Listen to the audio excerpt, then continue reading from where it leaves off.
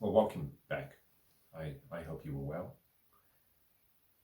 I'm going to be speaking in today's session about how to get through the rough. Or let me theme it in a different way, getting through the rough.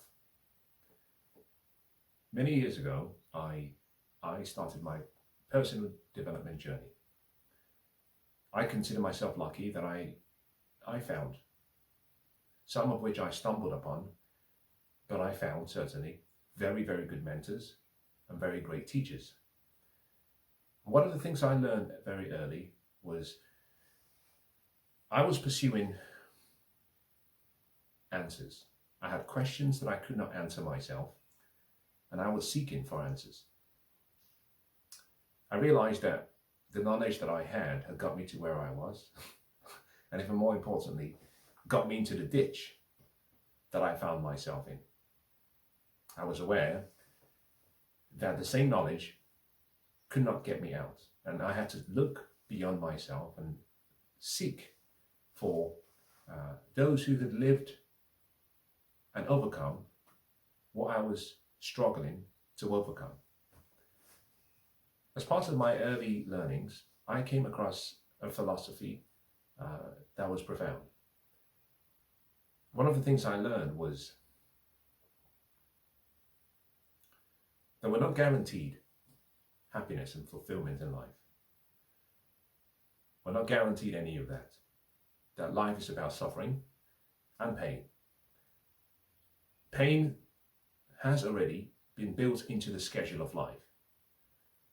As individuals, we have to schedule, seek for, and schedule the positive experiences and pleasures we want to experience in life, to counterbalance what will be a constant, pain and change. Before I had come across this knowledge, I found that resistance was something I considered to be natural. I was stubborn. It was easy to resist. And then I found that whatever you resist persists. And that the best way is to go into the experience and be at peace. Now, the one thing we are all guaranteed in life is change. That's one constant. And if you accept change, then the first thing you have to understand that if you are going through the rough, you should be rest assured that what has come into your life has not come to break you, to kill you, but it has come to pass. It has a season and it has a time. Your responsibility is to wait it out. Not to choose a victim mindset, but to recognize that destiny is a matter of choices, not chance, not luck, not happenstance. That destiny is a matter of choices, and that therefore the choices you make in the rough will determine whether you come out of the rough in a better place or whether you remain in the rough for longer than required. Over the last, say, 2-3 decades, I have found from my life that most of the sufferings I have gone through have been by choice. Now, let me say that again. Most of the sufferings that I have gone through have been by choice. Now, this is not to suggest that I never experienced difficult moments. The difficult moments were part of life. They were part of that change constant. But remember, difficult moments do not come with guaranteed suffering. The way we experience the change and our resistance is what causes suffering. So, the more I resisted, the more it persisted, and therefore the more I suffered. I'll share a few things that could help you. The first, I was exposed to something that I think is so simple, yet quite profound. It was a Venn diagram. 2 circles. One circle had inside things I can control. The other circle contained things that mattered. So 2 circles. In one circle is a statement, things that I can control. In the second circle are things that matter. The two circles are brought together to form a Venn diagram, and at the point where they intersect, it's a shaded area. You have a merge between things that are important and things that you can control. And I was taught and I was trained and I was encouraged to focus on the small portion between both circles. That life is about trade-offs, and that I can focus all of my time pursuing things that I cannot control and worrying about things that I cannot change and worrying about things that do not really matter. Or I could recognize my limitations and instead devote my time, which is limited, to things that I can control and things that matter. Now, if you are in the rough, certainly going through a difficult phase, the first thing I have to encourage you to do is get control, get hold. In my biblical, back in the day when I studied theology, they would say get hold. Get hold of the story. Yesterday's session, I talked about narratives and numbers, and that the story we tell ourselves are often empowering or they limit you. Most of us put ourselves in chains by the stories we tell ourselves. First step, get control, get hold of the story or the narrative. When things happen to you and when things happen to me, we do one of two things. We run the event through our emotions or through our psychology, and we develop a story. The story we tell ourselves determines whether we see ourselves as victims or victors or indifferent. But here is the key part. Sometimes the stories we tell ourselves become chains that place us in the same place, stopping us from moving or traveling out of the mud or the rough. The first step is always choose the narrative or the story that you hold on to as part of your experience. In other words, I do not have in here, think about what you can see behind me. What you see behind me is a piece of art. Think about it as an art framed, although not framed, but an art frame. And that art frame is framed. And if you can imagine that what you see, just imagine for a second that it is a painting, although it is not. But imagine it were a painting and you had a frame.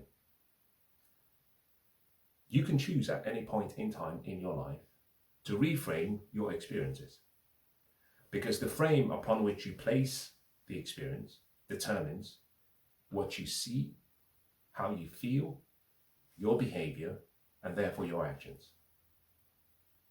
That I can take a bad experience and I can reframe it into a learning experience. I can take a great experience and I can reframe it into a victim narrative. The frame upon which you place the story determines whether you give it life or whether you kill it. And I was taught, when things happen to you, recognize what you can control, recognize what is important, and understand two things. When you react to things, reactions come from a place of habit. When you respond to things, responding comes from a place of thought and thinking. When you react, whatever has happened is in control as a result of the power your emotions, thoughts give to it. When you respond, you hold it onto the control. You are in control. So always pay attention to the narrative or the story in the mud, and pay attention to the ability and learn the skillful art or craft of reframing things that happen. This is not to suggest that I am saying you should not accept or acknowledge events in your life. No. See things as they are, but see things as you wish they would be. And if they're within your control, make attempts to move towards how you want them to be. If they are not within your control, then there is a different strategy to apply. I talk about the power of and the importance of choosing your battles carefully. You have to. Now, when events happen in your life, this is what I think is profound. It's part of my learning process. My father always said that there are good times, you would have fat times and lean times. Those were his words. In life, you would have fat times and you would have lean times. To put it more simply, good times and bad times. But here is what is very, very important. At the moment of the experience, when you find yourself in that rough or that mud, when you find your mind playing games with you, you require judgment and discernment to be able to recognize whether it is a good experience or a bad experience. I have found experiences that I had gone through, at the time I saw them as bad experiences. With hindsight, I saw them as learning experiences. I didn't have the wisdom or the judgment to recognize the beauty of that experience. Had I known, I could have extracted much more from that experience. I have also been in experiences that I assumed were good experiences. But in hindsight, I look back and I say, I wasted my time and I wasted a valuable portion or part of my life. You have to be able to recognize and separate experiences into categories. Now, if you can do that, this brings you to an important step, which is choose your battles carefully. All battles do not have rewards. There are some battles that are not necessary. There are battles for which you can win, but you still lose. There are battles for which do not deserve or are not deserving of your energy, your time, your effort, your emotions, or your future. Choose your battles carefully. And one simple way of knowing whether a battle is worthy or deserving of your time is to ask a simple question. What reward comes with this battle? And is the reward commensurate with the sacrifice I have to make to go through the battle, to stay in the battle, and to overcome the battle? I'll give you a good example. The story about David and Goliath is one that most people have heard.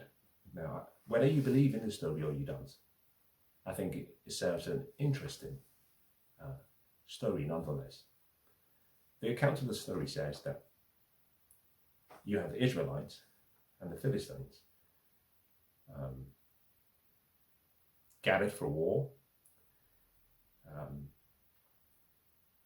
And on one side you have the strongest fighter, Goliath, calling out to the other side of the Israelites to send the best fighter to do battle with him, to save all the lives of people who would die by having the two armies coming together and just fighting.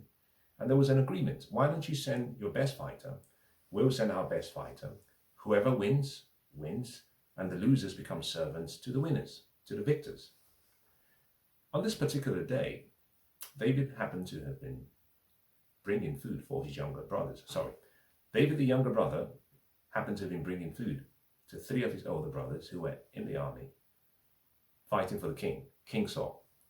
And upon arrival, he hears, this excellent, esteemed soldier calling out to his people. David does something fascinating. The first question he asks is, what will be done for the person who defeats the enemy's chosen warrior? 3 times he asks the question, and 3 times he is told the same reward. Number one, the king will give him wealth. Number two, the king will give his daughter to the person who wins for marriage. And number three, he and his family will be exempt from paying taxes. There was a reward, and David calculated that the reward was worth the squeeze. So he went for battle. There are times in your life you will have the opportunity to ask that question. What is the reward for this battle? But make no mistake, there will be other times when you don't get to choose. The battle is there in front of you and you have to fight. We go down to another story, Samson. There's an agreement. I hope you guys, my people, do not kill me. And they say, we will not kill you. You've caused so much harm and damage to us. So we will bind you and we will give you over to the enemy. And he says, fine, if you won't kill me yourselves, but you will give me to the enemies, you have a deal. So they bound him up and they take him to the enemy's place. And as soon as he is within the proximity of the enemies and as they start to charge towards him, something comes alive in him. He picks up the jawbone of an ass and starts to swing. Now, the account of the story says 1,000 Philistines dropped dead. He didn't have a choice. He was in a battle. Survival was his reward. He didn't have a chance. He didn't even have a choice. He had to fight. Two separate stories, but in between both stories is something similar, which is sometimes you have to learn how to fight. First step is understanding that it has come to pass, and what does not kill you will make you stronger. But more importantly, start with the narrative. Take responsibility and get on with the fight. Now, the result of the experience, sometimes it takes years and years for you to look back and recognize and perhaps even celebrate the opportunity and the experience. Now, I'm going to say a few things as I close. If you're not careful, you will freeze or you will be frozen in that experience. Now, what I say by this is simple. Whatever defines you places limits on you, and whatever you are defined by inherently limits you. Assuming you were David and you overcame Goliath, but that was the only story you told yourself, you would have been limited to the giant killer, and that would have been all that you will remember for, great as it may have been. If you were Samson, if you had killed with the jawbone of an ass 1,000 Philistines, you would have held onto that jawbone and believed that that jawbone contained all of the power. Samson left or dropped the jawbone in the same place and walked away. He was not defined by the jawbone of an ass. He went on to greater things. David, despite going home with the head of Goliath, recognized that he could not have that head in his bedroom every single night or in his camp. It started to stink. So he let go and he moved on. The point of the matter being, be careful that even though you overcome the challenge, that you do not define yourself only by that opportunity to have overcome a challenge. That's the first. Number two, be careful that even if you do not successfully overcome that battle, but you make it through, even if you did not perform to the best of your ability, but still you made it through, do not let your experience limit you or define you. There is still more in you to come. You just have to look forward. We look forward with anticipation. We have to look forward with anticipation. We look around us for hope. We only look backwards for inspiration. Sometimes we look backwards for motivation. But if your backward story is perhaps not inspiring, then let it go. Look forward with hope. Look around you in hope and look forward, recognizing that the future will be better than the past. Now, let me conclude by saying as follows. We all go through battles. When you find yourself in the rough, you will feel pain. You will look for the cause of your pain. Sometimes you will resist. Whatever resists, and whatever you resist, will persist. You have to let go. Many ways, let go and let God. Choose the narrative, choose the story, reframe, and get on with the battle. And sometimes the battle is not always to the strong or to the swift. Sometimes it's to the wise. It's to those who have good judgment. So as you go through your battle, if you can, try not to go through your battle alone. Find other people, people of wise counsel, people perhaps who you disagree with, but may have a thing or two to tell you about how to get through. And gather all of the advice that you can muster from everyone and choose the best and start swinging. And should you overcome that battle, always keep in mind, whatever you define yourself by will place limits on you. Whatever you are defined by also will limit you. So, do not identify completely and singularly with that experience. If you overcome that battle, but you place your identity in that experience, recognizing that change is a constant, you will find that anything you identify as or identify yourself with, and you use that to build your self-image, whenever there is change, whenever there is a movement, you will find yourself to be in a place of homeostasis. You find yourself lost. Why? Because you placed your identity in a place that was guaranteed to be called the past. Your identity comes from within. Now, I hope that's been useful.